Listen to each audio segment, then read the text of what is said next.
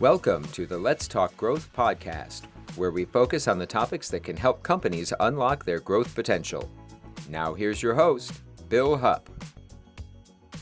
Hello again, and welcome to another episode of the Let's Talk Growth podcast. I'm Bill Hupp, the host of the podcast, and joined, as always, today by the founder and president of MarketWise Advising, Mike Haldane. Mike, it's been a minute. How have you been? I've been very well, Bill. Thanks for asking. Great. And as usual, we have another fantastic guest today. And that guest is someone you used to work with at 3M, Brendon Schrader. He's the longtime founder and CEO of marketing consultancy Antenna, and the current founder and CEO of Ambitiously, which he'll get into in a moment. So, Brendon, thanks so much for taking some time to join us on the podcast today. Thank you for having me. Brendon, why don't we start, as we do with all of our guests, with you telling us a little bit about your background, including your work and academic background as well. Sure. My whole career has been in marketing, really, at the end of the day. Started out as an undergrad at the University of Minnesota Duluth with a bachelor's degree in business with a focus in marketing. Ended up later on going to get my MBA from the Carlson School of Management. And in addition to that, along the way, have picked up a few executive certificates, one from the Kellogg School of Management at Northwestern in strategy, innovation, and leadership, and recently completed my executive coaching certification at the University of Wisconsin-Madison. Outside of the education, started my career in advertising, shifted a little bit into professional sports, went into an internship at the Minnesota Timberwolves, took that experience, leveraged it, went to the Chicago Bulls in Chicago. Loved that world. I grew up playing basketball and being a fan of the sport. Figured out a little bit about the sports industry and the entertainment industry and figured that was really not for me. Came back to the Twin Cities, got my MBA, and was recruited into 3M's MBA development program, where I spent about 3 years in corporate marketing. Then I rolled out into their consumer business group on the Post-it brand, and that's where I managed all U.S. marketing communications brand activities for the U.S. And it was at that time where I saw and really figured out the opportunity for the business that I left to start, which was Antenna. So, Brendon, you and I met at 3M a number of years ago. It's been a minute now, and I remember you and I worked together on a project, sort of in and around the integrated packaging tool.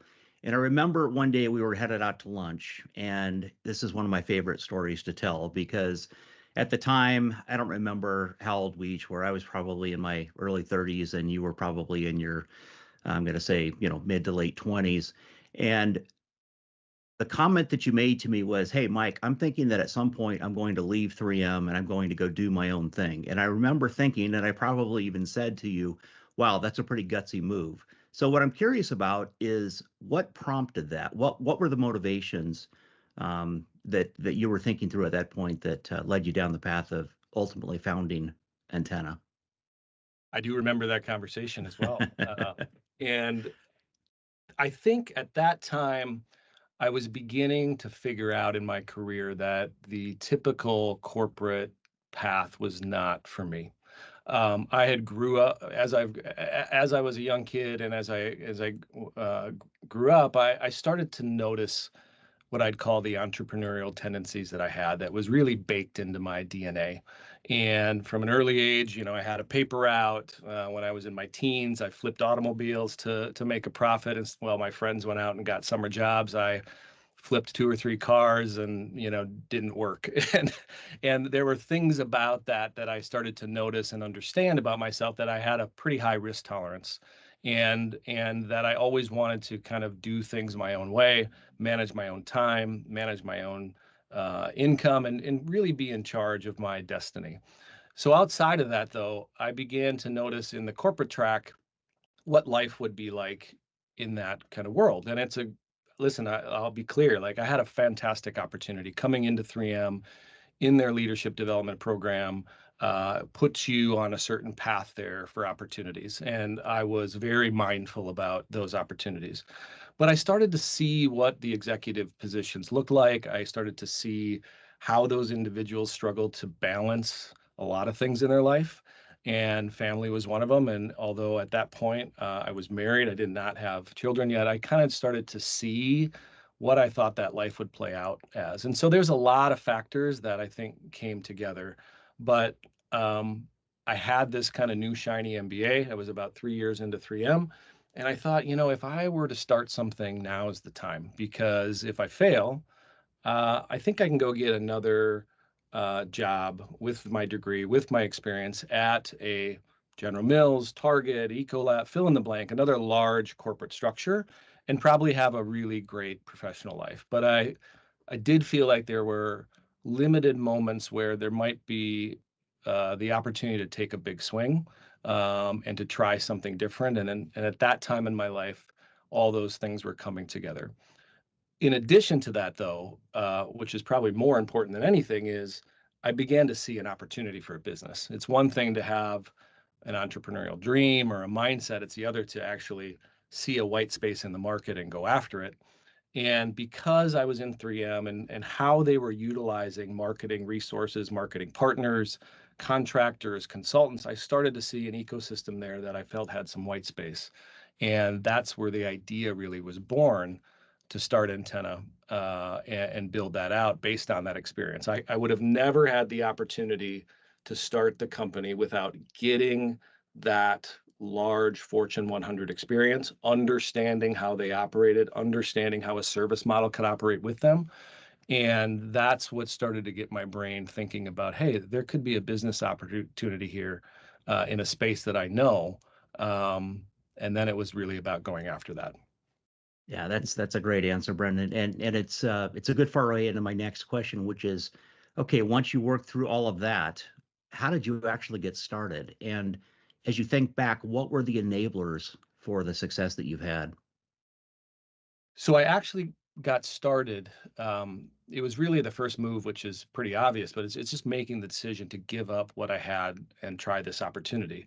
Um, I had a lot of pressure at that time to not start my business, meaning people around me, advisors, my parents, who I love to death. But getting a job in that kind of corporate structure, for some people, is like you've made it, right? And I was early in my career, and I got a lot of advice like, hey, just give it a few more years, see how it goes, get some more experience. And so I was battling a little bit with those pressures on, am I being naive or do I see an opportunity? And ultimately decided that I think I can give this a shot. And my goal was to give it a year. And if it failed, I would reevaluate. It was really that simple at the Yeah. end of the day. Um, but to really get started, our business at Antenna, was about providing resources, marketing talent to large organizations. And I'll talk a little bit more about what that's all about. But this first move was to make the decision to leave and quit. And I was going to be, and I was, consultant number one. It was a marketing consulting firm, and I was going to leverage my experience and my background to go try to sell my service as an individual and begin to wrap a company around that. And that's essentially what I did for the first year. Um, in terms of what allowed me to be successful in that first period, I would say there's a number of factors. It's one is, at that age, and I think you said this earlier, I think I started the company when I was 30. You're just really naive. And that's a really good thing. Mhm. You're full of vision, you're full of energy, you're full of change, and you're a little bit naive to the world as it relates to, like, how can you go out and build a business. And if I would have overthought that anymore, or maybe been later in my career and had more golden handcuffs and things around me and benefits plans and all these things, it might have been different. But I was naive. um, but more importantly, I just had a very specific vision, and I could see that vision and how it could play out. And that's not new to me. I think any entrepreneurs that are successful have a very definitive mindset and vision about something they want to build and create, and they can see it probably more so than most can, which is why they get a lot of pushback about, is this viable? But I kind of had that attitude that I knew this could work, and I just pressed forward with it with really grit and determination in those early days. Your point about a little bit of, being a little bit naive, I think is a really key point. And certainly age has something to do with that, because you haven't had the full set of experiences yet to know that, hey, there are 1,000 ways this could go wrong, right? I mean, as you progress in your career and as you age as an individual, you have a lot more experience to draw from, and it makes things a lot more scary. And Absolutely. I think that's a really critical point that you bring up there. The other thing I'd say to that is, for those listening that are later in their career that are thinking about starting a business, I also want to make the point that you don't have to be naive to start something. As you mentioned, as you get older, your risk tolerance changes. It should. You have mortgage debt, you have kids in college. There's a number of factors that play into the risk that happens later in life as you evaluate, should I give up something like a solid corporate career and move into something new?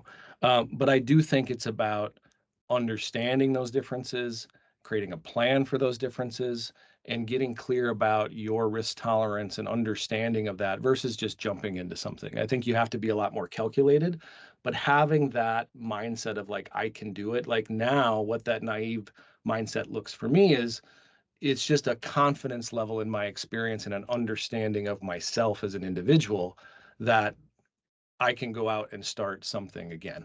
And I think anybody can have that depending on their experience, but it might take a little bit more work to work through those thoughts and feelings and to tease that out when you're a little bit later in your career versus when you're young and naive. Yeah, I mean, I just made the leap, right? I started my own venture, MarketWise, just a few months ago, a couple of months ago. And the other point that I would make is that at some point you get a little bit over the hill, right? Not over the hill from an age standpoint, but over the hill from the standpoint of, those risks and, mortgages and college tuition and all of the things that you worry about when your kids are younger, start to subside. And so all of a sudden it opens up a new set of opportunity where if you still have, the energy that you had earlier, and you still have the desire and the dream and all of that, and want to put all of that, into a new venture, there's certainly an opportunity to do that. And that's exactly where I found myself. I think I shared with you that I wrote my last tuition check for my youngest son a few months ago, and it was quite the experience. It felt like a new sense of freedom that I hadn't had before, and it was at least part of what convinced me that, hey, it's time to make the leap and to go do what you've been dreaming about. For me, it's been decades that I wanted to go do this. So timing is everything, I think. Absolutely. Brendon, you talked about the success factors that enabled you to get Antenna off the ground, but in those early months, years, what did you think were the biggest challenges that you faced, and how did you overcome those obstacles? Great question. I think in the early years, you're just trying to build a viable and repeatable business model, right? And there's a sheer amount of grit and hustle that comes with that work, especially from a business development, customer acquisition kind of strategy, where you just have to expose people to the model, the brand, the services you're providing. And again, for us, it was a services business. So I'm not going to discount that hustle and grit mentality that in this market and in this world you hear a lot about now related to entrepreneurship. I think it's very real, but it just takes a certain amount of push to get that off the ground. The other thing I'd say, and this will be a theme in what I talk about today, is like the people component is a really, really big deal. In those early days, it looks very different than the later days. But when I say people, the people you surround yourself with to help you build your business are literally the difference between success and failure. I really believe that. And in those early days, it was for me a combination of the right people to protect me, my attorney, my accountant, those functional areas of business that are not my expertise, but I need them, especially when I'm trying to engage with large Fortune 100, Fortune 500 companies, contracts and master services agreements. All those types of things put you at risk, and you have to have someone by your side to evaluate that. Early in my career, I was approached by a firm that wanted to partner and really get into a funding situation with me. And I had my attorney by me the entire time, who was very, very skilled in that area. Ultimately didn't do it. But if I would have jumped into that alone, I would have made really big mistakes that would have had to be unwound later. Outside of expertise that I mentioned there, I'd also say you have to have people around you that support you as an individual. They don't have to support the idea necessarily. That's great, but they are supporting and championing your efforts to go out and do something different and are by your side when you need to talk through the ups and downs and peaks and valleys of that. Because in those early days, you do want to throw in the towel because it gets really hard. It gets a little isolating because you're on your own and you're building something where your former colleagues will give you the word of, hey, like, I'm super impressed you did this, but they don't understand what it's like day to day. And so you have to surround yourself with other entrepreneurs or people that can help with the thoughts, the feelings, the emotions, and just the world that you're in. It's a very different ecosystem that you jump into when you're building something versus the network and the ecosystem I was in a Fortune 500 company, right? A different type of mindset, different type of people, different value systems, different approaches to a lot of things. And so in those early days, I was lucky to surround myself with those two sets of people, advisors and expertise that could help me literally with tactical and strategic components to the business, and then other individuals outside of that, including my home life, my family, my wife, who was just out of this world supportive of this adventure and going after it. And I think that means everything to those early days. Yeah, there's no doubt that that external support is what kind of gets you through those initial tough times. Let's talk a little bit more about Antenna and the kind of services that company provided. And did you shape those services over the first early years based on feedback from the clients? Did you ever have conversations with clients in which they said, hey, do you have X, Y, and Z? And then maybe you added those. How did that feedback then inform the kind of services and the kind of company that Antenna ended up being? So in the early days, I started the firm in 2006. And just to take you back to the context of that time, I think is important because at that time, the ecosystem of how to engage talent was very different than it is today.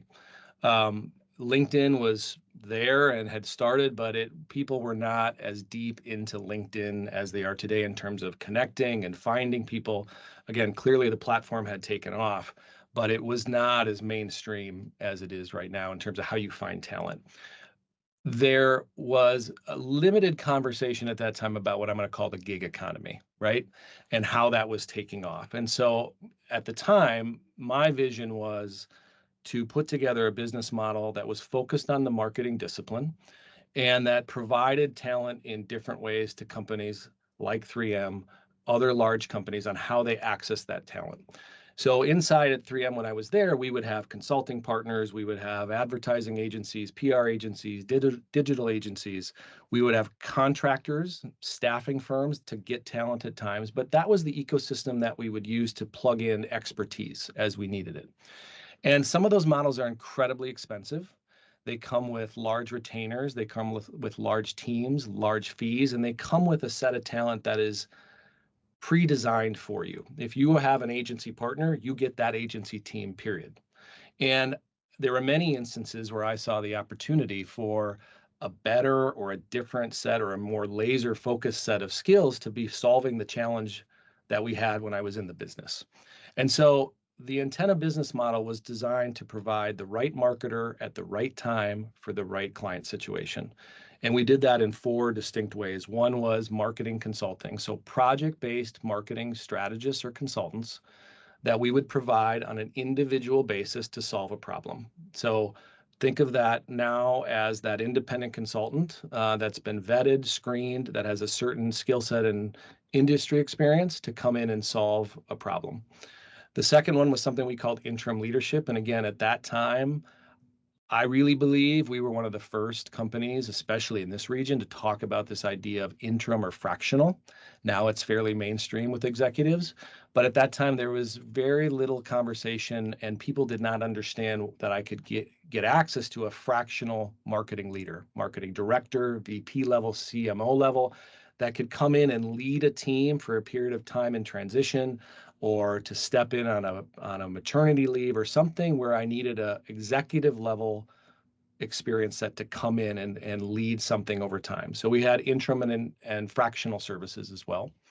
And then we had staff augmentation, which is similar to what you probably have seen before. It is contract-based situations where our staff, our W-2 employees, sit in a seat inside a corporation as a fill in the blank, marketing manager, analyst, coordinator, probably that mid-level marketer and down, but they are there every day at the client location serving in a role. And that was staff augmentation. And then the fourth that came later was executive search and placement services, where clients begin to say to me, hey, I don't need a contractor, I don't need a marketing consultant, but I am looking for my next VP of marketing.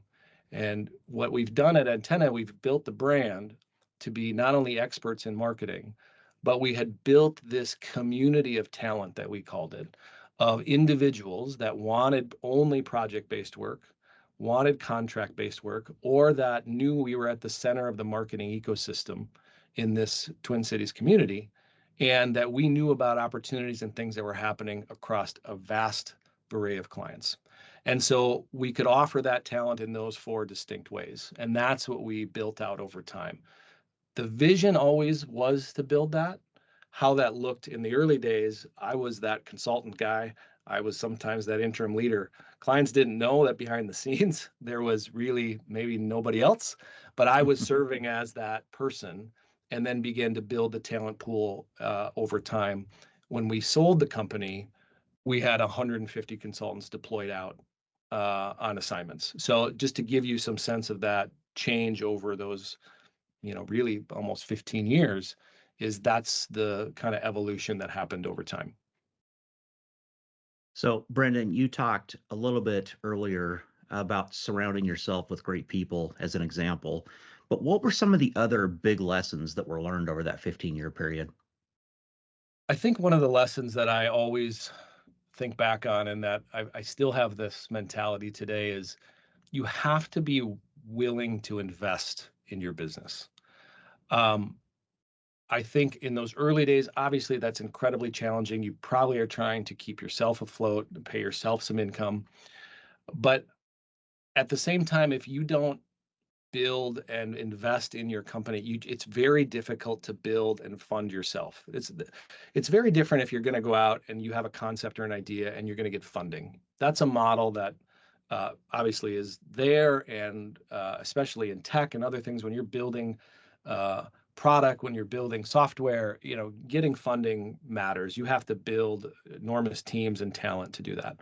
In a services business, it's different. And I had the mentality that I really didn't want outside investment, and I thought I could self-fund and use our growth to fund, the next level. However, I was not afraid to invest in certain areas that I needed to begin to build the company and take that risk. And I think oftentimes that can be a limitation on just how founders or entrepreneurs think about their business. And as a marketer myself, and especially a brand marketer, my number one goal early on was to invest in the brand and make sure that we were building awareness about who we are and what we were doing and how this vision can come to life for clients and how we can make change. And that made all the difference, because I wanted a premium brand. I looked at the marketplace. We looked at the landscape. We did a ton of analysis. Everybody was sitting in a certain quadrant of the diagram. There was a huge opportunity for a premium player in a premium price point, and that provided a sophistication around marketing and the expertise that was very different than what I'm going to call a button seat staffing firm that is just there flipping resumes around.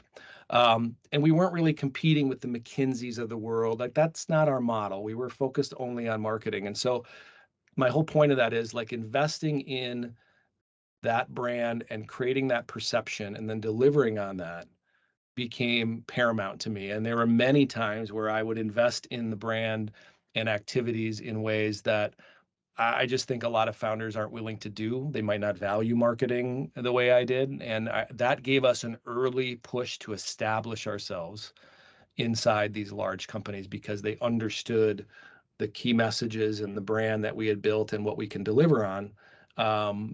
And again, that made all the difference in our early success. So you've talked a little bit about your initial vision of what you wanted this to be, going back, I guess now close to 18 years, but when you first started Antenna. And it sounds like it evolved at least from the standpoint of the offerings and that sort of thing. But did the original vision, did that evolve into something different than you had first put into place, or was it relatively the same over the 15 years that you were there? The vision itself was relatively the same. The offering, the 4 services, and the 4 different ways that we wanted to provide talent and expertise, that was always there. What evolved over time is honestly our ability to deliver that and educating the market on certain service offerings versus others. So, for example, when I launched the firm, everybody understood what marketing consulting was. They understood what staff augmentation was. They didn't really understand what interim or fractional leadership was, and I don't think the market was ready for it. These companies did not engage talent in that way.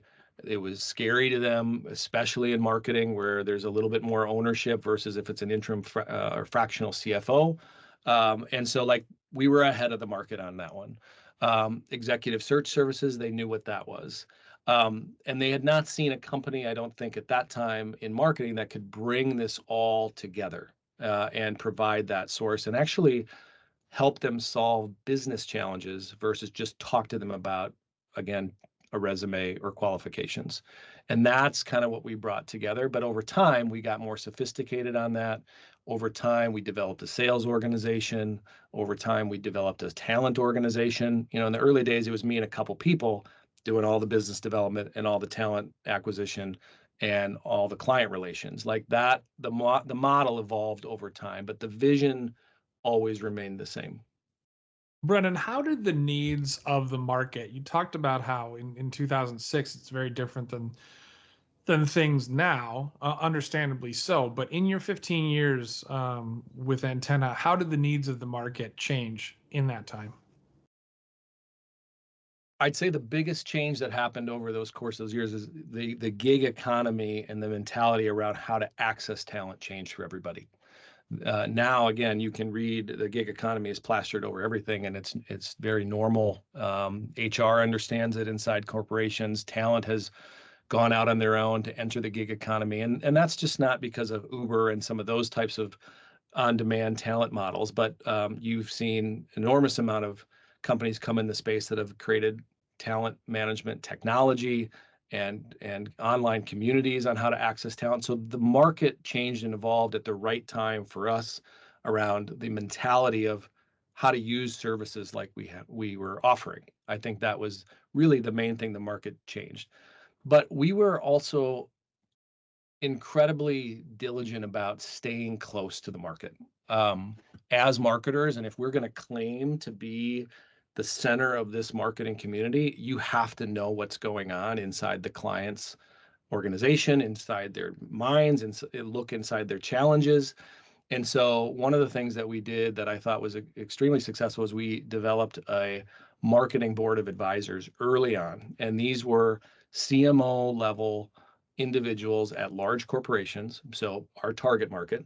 And we brought them together and said, hey, will you be a part of a board of advisors group that guides us and allows us to get a peek under the hood on like what is on your mind, what are you struggling with inside your organization, where are you going as an organization? And they were willing to do that. And they also were interested in being a part of that because we were bringing together essentially a group of peers that they don't have really the time to go engage with. And so the offering was kind of twofold. Can you help us understand the market and what you're seeing and experiencing? And we will pull together a group of maybe 10, 12 CMO level people across different industries and have dinner, have speakers, but give you a very private sense of community so you can bounce ideas off of others as well. And that worked out incredibly well. And as you would imagine, it also helps with business development. They get to know you, they get to see where you can plug into their organization. But the primary goal was to stay close to the market and stay ahead of any competition that we had. And then again, kept us at a very premium brand point as well when we're engaging with that CMO level on that kind of intimate nature to kind of build the business over time. And what did staying close to the needs of the market mean for your company's growth trajectory?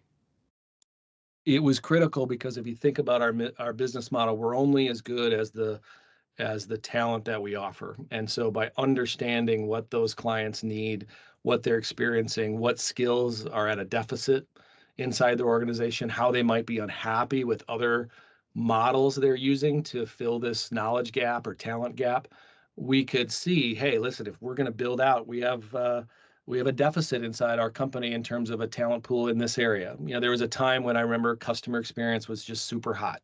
Everybody was struggling with a version of that. Well, we didn't have a very deep talent pool in the customer experience space. Then we went out and built it, and we got caught up. And that was, directly related to the insights that were happening in the market and as well as inside these organizations. What role did strategy and maybe as importantly, commercial execution play in the success of Antenna? Very big role. I'd say one of the things that I pride ourselves on at Antenna is that our management team and the leadership team at the company, we're always focused on our strategy as well as how we're going to execute it. And that sounds like, yeah, okay, every management team should be doing that. But in a small business setting, 0 to 50 million, you get really bogged down in the tactical execution of the business, like setting up sales calls, doing those types of things. You don't spend as much time on strategy as you should, and it can be very easy to let that go and just work on the business. And that's common for many founders and entrepreneurs. You'll hear this all the time is, hey, get out of your business, work on your business, not in your business. Very true, but that comes from hey, let's talk about the strategy we're setting for the company, what our goals are, how we're going to manage those quarterly, how we're going to manage those from a metric standpoint, and thinking about the business like that is very different than just kind of running through your year hoping that you're going to grow. And we did that early on. We were very sophisticated as it related to strategy development, our quarterly plans, our metrics that we were engaging on, what that meant for success, laying those out. And then how are you going to execute those over time? And so I thought we balanced that really, really well. The other thing I'd say is, and I alluded to this earlier, we were more focused than I think most on marketing strategy for the firm. Again, investing in it, but also being incredibly thoughtful about our positioning strategy, our messaging, and how to pound those messages over and over within clients so they understood what we did. And over time, using a variety of strategies and tactics from a brand standpoint, from a marketing standpoint, from a communication standpoint, we began to see others refer and talk about Antenna outside of my sales team, right? And that's where you start to see the momentum of, hey, if you want to talk to someone about marketing, you need to call these guys. They're going to come in and help you figure this out or bring you the right talent. And then outside of clients, we're building these talent communities, and they begin to hear and understand Antenna is really wired in, and they have the best opportunities for me. I need to be connected to them about accessing clients and how I want to build my book of business if I'm an independent contractor or consultant. And so we spent a lot of time on the marketing and invested in marketing because of the nature of our business model. Yeah, that's great advice, Brendon. You hit a lot of really key points with that particular discussion. I want to move on to what happened 15 years later. So At about the 15-year mark, you decided to sell the business. So tell us a little bit about that and how that process worked. So sold the business in November of 2021. And again, back to that time, we had gone through the pandemic. We were like everybody, we got hit during COVID. Our numbers were down, but as we started to get to the back end of the pandemic, our numbers really shot up and we got strong because if you remember that time, there's this kind of idea, there's this idea in the market of, hey, like it's time to get back to business. We're back, things are functioning again. People can start to kind of engage and not just fully remote. And a lot of big companies were ready to like get going hard and fast. And our model provided that kind of flexibility, nimble approach to access people quickly, to dive in harder, faster. And so we saw a real strong growth out of COVID. Personally, I want to touch on this because I think it's important for any entrepreneurs out there, founders, is I had got to the point in the business that I was kind of ready for change. And I did not have selling on my radar, like literally at all. My thought was I had an amazing president, I had an amazing management team. I was in the CEO role, but it was time for them and especially my president to take the reins of the company and really blow out her career in different ways. And that had always been a little bit of the mindset on how we would grow and how my role would change. And post-pandemic, it was my vision that I would step into more of a pure founder role and really remove myself from operations. I was primarily out of every day-to-day component of the business, but it was a more formal approach to that. What happened was because of that time we're in, our numbers, the reputation, the service offerings we had built, we had an incredibly strong reputation in the market.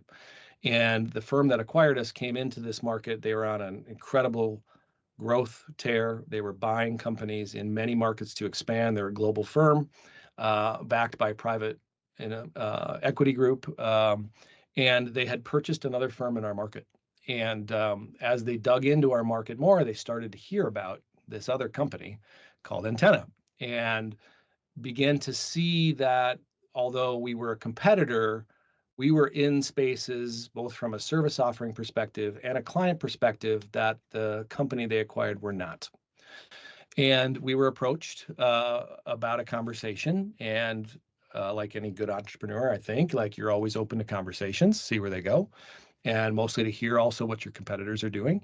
And we had a conversation with the CEO of that company and my president and I, and had lunch and started to hear their vision on growth and how they wanted to grow and how we could play a role in that. And we had reached a point in the business, we've talked a little bit about growth and scaling, but not a lot yet today, but growth is hard. Scaling is hard. And it's hard if you want to self-fund on the owner and the entrepreneur. And it's hard to make these leaps from 5 million to 10 million to 20 million, which is kind of roughly where we were, 15 to 20 million, and then to take that to 100 million or 50 million. It's a lot of pain, it's a lot of investment, and I was reaching the point where I didn't see a path that was short term that we could grow in a way that I wanted to if I kept doing it how I was doing it as it relates to funding, right? We would get there, we would grow another 5 in a few years, but that trajectory could be accelerated in new ways. And more importantly, like I wanted opportunity for our people, right? Our team inside, I mentioned earlier, like the people component, I talked about advisors and the people that surrounded me as an entrepreneur. The people that we had and still do have inside the company are the best team I've ever had in my life. The individuals that came in from the top to the lowest position we had were rock stars. And we had a culture that we created purposely around a people-centric culture, giving people lives, providing them opportunities. And I wanted them to have opportunities that I started to see I could not give them if we don't grow. And the picture that was painted for me by the acquiring company was one that showed me that there's going to be a lot of opportunities for people if we do this right. both from my management team down to individuals that want to grow their career. They would be entering a national and global firm at that time, and still like remote, you can be here and work in a bigger role across the country. And that was really interesting to me as well. So a lot of forces and factors came together to put that deal together. But ultimately, it was a combination of me being ready personally for something different and seeing that I could provide the company with opportunities and the people inside in ways that I could never do on my own. And when those two came together, very simplistically, I decided like this is something we have to thoroughly vet and see if there's really the opportunity here that I think. And that's how we embarked around the process to sell. So at the point where the transaction actually took place, you exited the business shortly thereafter. Correct. And then as you look forward, then I really want to make sure that we spend ample time talking about where you're headed next, because I know that our listeners are going to wonder, okay, so after Antenna, what did Brendon go do? So why don't you talk to us a little bit about that? Sure. So to your point, I exited the business right away. Within about a month of the sale, I tied up some loose ends, and that's a little bit unique. But given the fact, and again, this message is for other founders or owners out there that are building something that's scalable, removing yourself from that ecosystem is really the key if you want to exit early. If you have too much knowledge inside you and you're too much a part of the operations, you're going to be forced to stay on. And I had, again, given that to people that were way smarter and better than me. And I was really out of that. And so essentially I was overhead. And so I was able to exit immediately. I'll be honest, as a founder and an owner, the first few, it's very strange. Like it's like a light switch that goes off and you're like done. And I don't know if I was ready for that change. There was an enormous amount of relief that the situation had pulled itself together, that I felt incredibly good about how everybody won. I was able to win, the team was able to win, my management team was able to win, the acquiring company, I think, was able to win. My management team took over the combined entity, so they saw the talent, they saw the opportunities. I felt really good about that. What I probably wasn't ready for is that, you're just out. You're just out of this thing you built. And I had never been like incredibly emotional about my business. Like you hear some founders say, that's my baby, and I don't like how they're doing this. Like I don't have those things. Like it's a business you've created and they've acquired it and they get to do what they want. But it was more around just like the mindset, that change of like, okay, like I have to take a hard look at myself and say, what do I want to do next? And how am I going to leverage this experience into something that fulfills me moving forward? And that process took a little bit of time. I don't think I knew how ready I was for the change until I exited. I was exhausted. And so I spent probably the first year just kind of getting back to regular life, fitness, health, things that I wasn't an unhealthy person, but you just don't have the time allocation to those things. I was very focused on, when I built Antenna, on keeping my family component top and center. So I never had issues with balance on that side, but it was just more of taking care of myself in ways that I had put off. And then I began to think about and do some hard work about what do I want, and take a real deep look in the mirror at that and think through that. And it forces you to make decisions and think about things in ways you've never had to before at this stage of life. And that's where I kind of spent that second part of, I'd say, the first year, is trying to figure out what those components were. And so then as you look forward, or I guess from that point forward, what have you decided to go spend your time doing? I know that it's to help other entrepreneurs scale their business, but can you talk a little bit more about that? Absolutely. So as you can probably tell, one of the things I'm passionate about is entrepreneurship, and building things and building new businesses, and what it takes to go through that journey. And my really goal now is, I've been a coach and a mentor my whole life. I've noticed those threads about me. I've done some work on myself to understand those strengths and what I can bring to the table there for others.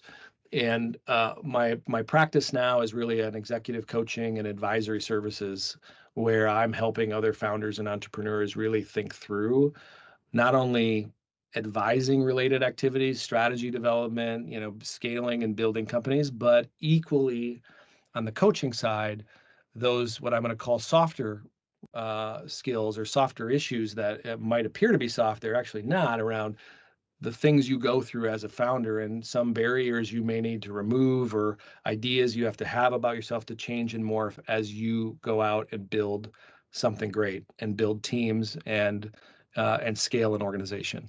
So that's a big component to the work I'm doing now. Is it's essentially a combination of a coaching and advisory practice where I work with small businesses, and then outside of that, I'm just really passionate about helping people progress. That's always been a component to the work that I do. I had that mentality with my team at Antenna, is like, how do I help you get where you want to go? And that's really, at the end of the day, a coaching kind of process. And so, as I mentioned earlier, during, post-exit, I went through a program at the University of Wisconsin-Madison to really get what I'd call the foundational tools and education around proper coaching.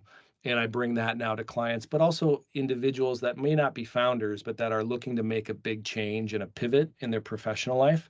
And they want someone to help guide them through that and ask some hard questions about what they're really looking for, and then do some of the strategy work to put a plan together to get there. As you look back over your career, roughly the last 20 or 25 years, is there anything that you would do differently than what you did? You talked about your early experiences, your experiences at 3M, your experiences at Antenna, and now what you're doing currently and looking forward. But are there big changes that you would make if you had it to do over again? It's a really good question. And I've thought about this a little bit before our conversation today, especially in this past couple of years since I've exited the company. In general, like, I feel really good about just the success that we created with that group of people at Antenna and how we did it. Of course, throughout the process, we had slips and falls, but again, my biggest purpose in that was to develop something great and treat people great along the way that helped in that endeavor. And you don't always do that well, especially when growth is hard and you're communicating to people, you're setting expectations, people change inside the organization during growth. But I feel really good about not having a lot of regrets when I look in the past. I will say, though, as an owner and a founder, like, I wish I would have earlier on done some of the hard work on myself that I think is valuable, to just understand your strengths, understand where you need to double down, understand where you could be getting in the way. And I did that over the course of my career, just not as early as I might have. So there's some mindset work there. There is some, coaching and leadership development that I kind of went off of raw DNA. And I think with the help of a coach and advisor in that capacity would have helped me become a more effective leader earlier on.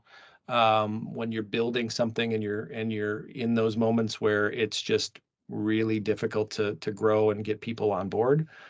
So that's one component. I'd say, this is a comment for anybody, not just entrepreneurs, but people in their career. I wish I would have spent more time on kind of health and fitness early. And I'm not an unhealthy person. Like, I'm very blessed, right, to be in a good spot from a health perspective, but focusing on your health in a hard charging environment, corporate or not, is easy to put on the wayside. It just helps you become a better person. It helps you become better mentally. It helps you feel better in those days that are hard. And I wish I would have had more rigor around that and fit that in and made that a priority earlier. I can make it a priority now, which is great, but I think it would have made me a better kind of person than just how I operated. And so that's something I always tell people, is just like, focus and keep that top of mind as you're building anything or building your career, because obviously you don't get health back, and we give a lot to the companies we work for, the people, like the organizations we build, we oftentimes don't give as much back to ourselves, and making that a priority, however it works for you, I just think is important not to lose sight of. And I would imagine that some of these personal lessons that you've learned over that period of time are a part of what you coach the folks that you're working with on a go forward basis as well. It absolutely is, and when you're building a business, there's many people out there that can advise you on the strategy work to build a business. To me, it's the other things that really get important over time, and the impact that building anything, career or a business, has on relationships, family, the barriers that we put in front of ourselves. And so that's why my practice is that hybrid of coaching, but also that strategy side, because again, I can bring the learnings that I had as a founder, how we did the strategy work, how we thought through decisions, but also how, you're functioning as an owner operator, how you're functioning with your team members, if you're in corporate, how you're, functioning as it relates to that ecosystem. And I think that combination of both becomes incredible. And that's the last thing I'd say is, as it relates to things I learned, I probably wish I would have had that kind of coaching earlier in my career. I did get it later. I did focus a lot of time on it. And I've told this story before to people. One of the moments I had as an entrepreneur was actually fairly deep into my journey, where I started to understand and get very comfortable with the fact that I had something to offer to this company that was different than I thought. And for me personally, that was, I am a what I call a pioneer and more of a kind of an extrovert as it relates to, like, I can get people on board with my vision. I can go out and have those conversations. I'm that brand ambassador. Once my management team said, "Hey, Brendon, you don't need to be in these operations meetings. You can go be the person that is out meeting the CMO, that is out at the event, that is speaking at an event." It didn't feel like that was okay for me to do. I felt like I had to be there. I had to show my face. I had to show that support in areas of the business that I was bad at, right? And so that gets back to the idea of, like, what are your strengths? What is your DNA? And where do you need to double down on that work? And then find people around you and surround yourself with people that they get up every morning wanting to do the operations work, the finance work, the sales, whatever it is that you're not good at. That's how you build that ecosystem, so that you're doing the stuff in your lane that absolutely crushes it every day.